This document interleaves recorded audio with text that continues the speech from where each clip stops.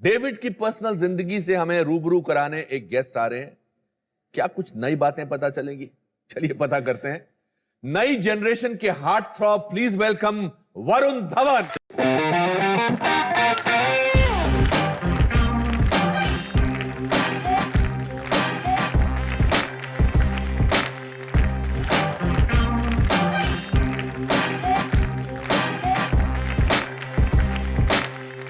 जो मेरे अंदर से निकलेगी।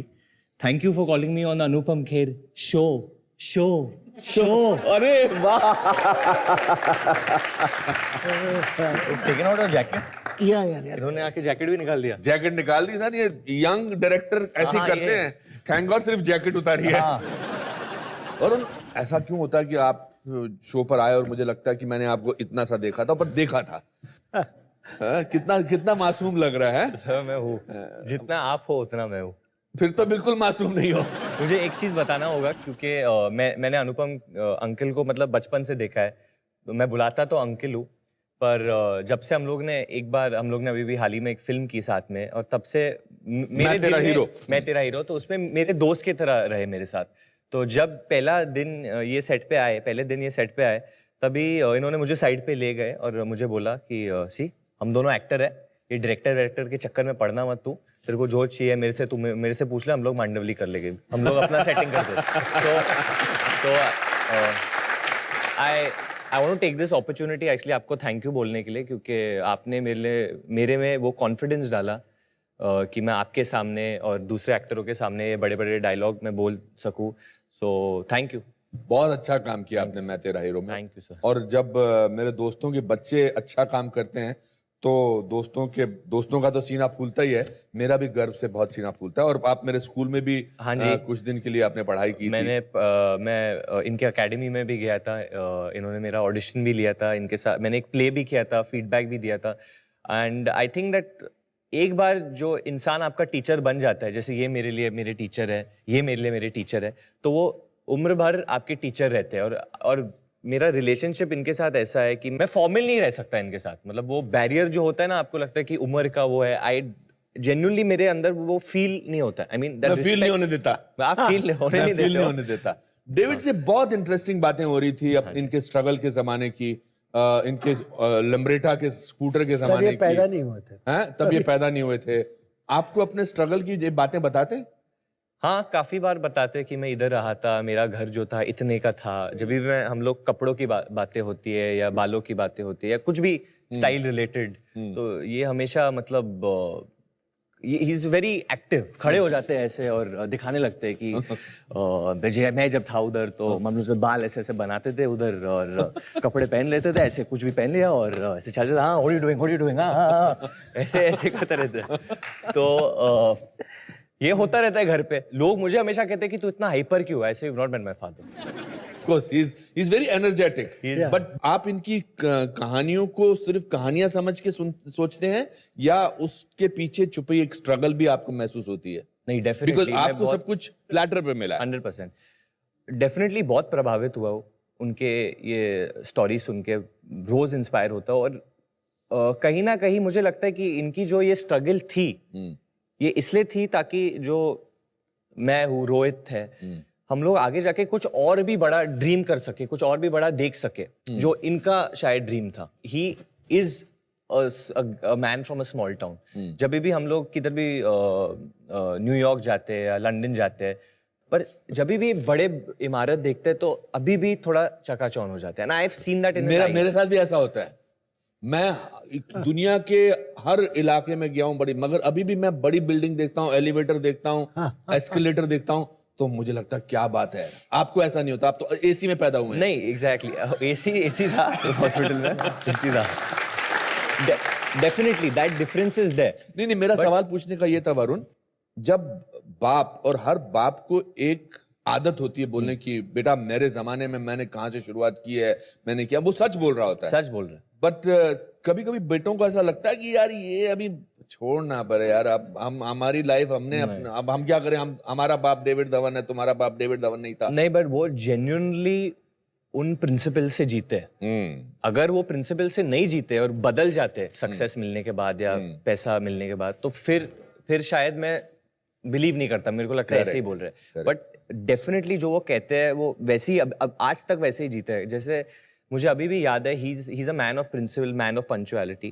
बिफोर वो एक डायरेक्टर बने तभी भी बहुत ओवर पंक्चुअल है, मतलब आप उन्हें 8 बजे बुलाओगे वो 7:30 बजे पहुंचेंगे। तो वो अभी भी ऐसे है।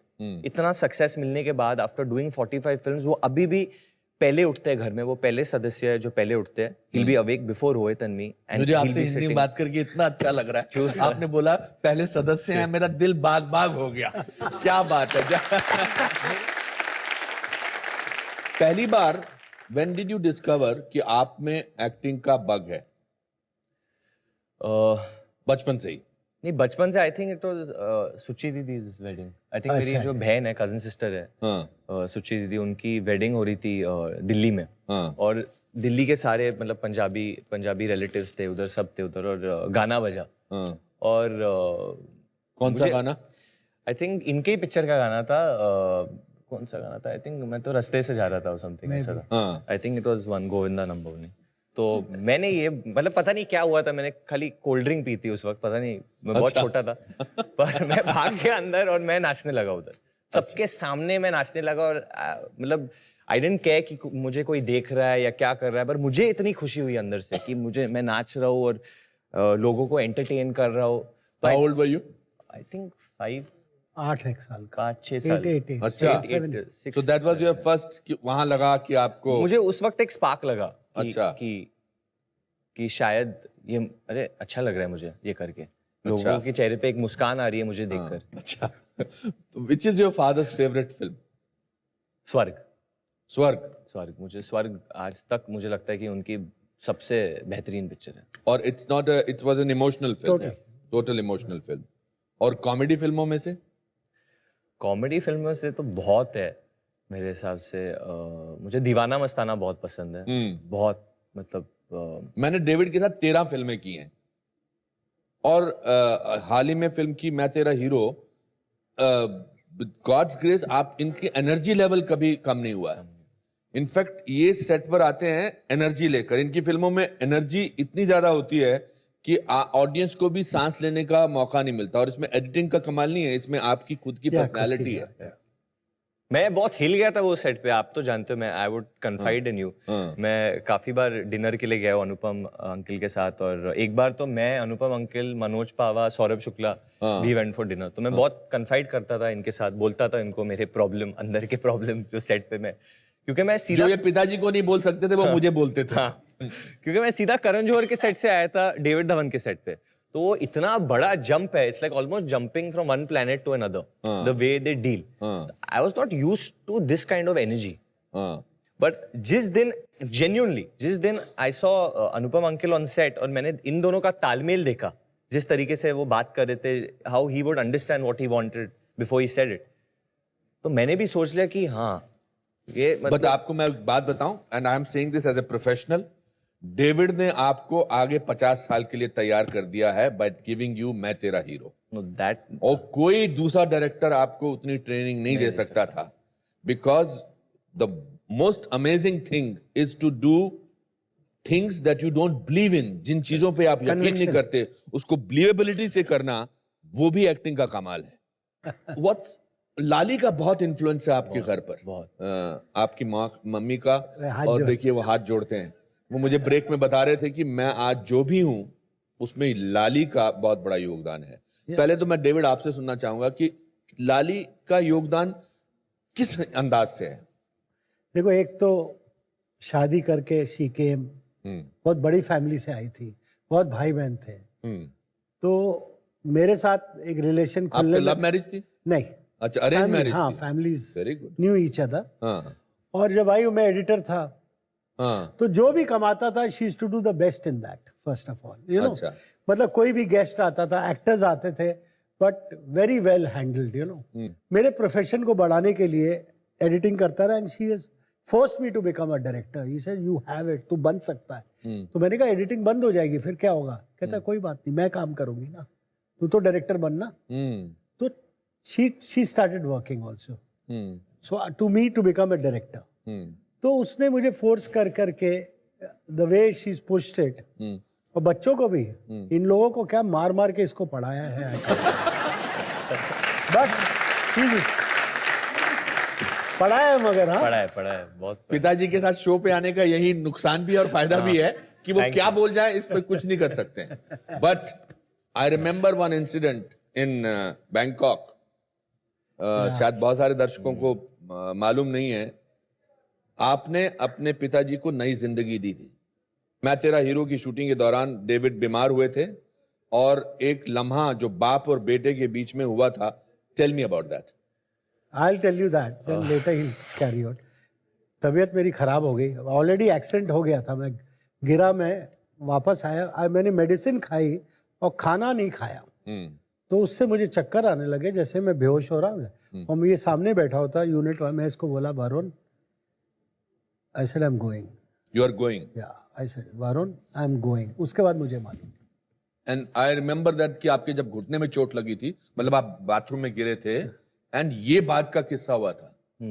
ये बात का है। हाँ, ये बात का जो किस्सा हुआ था, मतलब हम लोग जहाँ शूटिंग कर रहे थे, पूरी यूनिट वहां पे थे। For a father to tell his son I am going is a, मतलब literally it was a matter of seconds. उन्होंने कहा कि I am going, I am going, I am going, and I was so, मतलब you don't think at that time क्या होने वाला है। I was like no पापा, ऐसा, पापा stop talking rubbish, come on will go.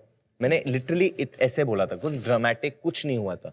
जैसे हम लोग कभी कभी, नहीं सच्ची में, हम लोग ने जो what ever I have seen of death, मतलब मेरे सामने किसी को ऐसा कुछ हुआ नहीं है कभी, तो मैंने जितना भी देखा है वो देखा है टीवी पर, देखा है पिक्चरों में, देखा है, मेरी नॉलेज वैसे तो, या वॉट एवर रेड, तो मतलब लोग चिल्लाते विलाते कुछ नहीं हुआ था। I am not joking, he passed out. There was silence. There were around कुछ 50 लोग थे उधर सेट पे, अगल बगल, सब शांत थे। Everyone believed at that moment that he's gone. Everyone. And मैं उधर खड़ा हूँ और अंदर से मैं अपने आप को बोल रहा हूँ कि कुछ कर, कुछ कर, कुछ कर। मैं हिल नहीं पा रहा था, मैं कुछ कर नहीं पा रहा था। मेरे अंदर से ये अजीब things started flashing that, you know, that he's gone and something has happened. And I somehow just opened his mouth and put my fingers to make him vomit. I don't know why I did it. I till today, मतलब मैंने कभी I've gone back and I've tried to think कि मैंने ऐसा क्यों किया, क्यों मुंह खुला क्यों डाला। किसी ने मेरे को बोला नहीं, कोई डॉक्टर नहीं था, क्या कोई ट्रेनिंग नहीं थी ऐसी, क्या था, हाँ। कुछ नहीं था। It's just a, I don't know, I think it's a father son thing maybe, कि मतलब when someone gives you birth you have that connection with them. वो कनेक्शन होता है कि मतलब what his body needed to do at that point, I understood probably. I don't know क्या था. It was Almighty, And the I Almighty. vomited. And he vomited and he came back because he was choking. Of course I was there. उस incident ने क्या change किया आपकी life में? देखिए, मैं थोड़ा सा शील्डेड ह्यूमन बीइंग हूँ, जहाँ मैं, अगर मैं कहता हूँ मैं किसी से प्यार करता हूँ तो फिर जेन्युइनली करता हूँ, वरना मैं कहता नहीं हूँ।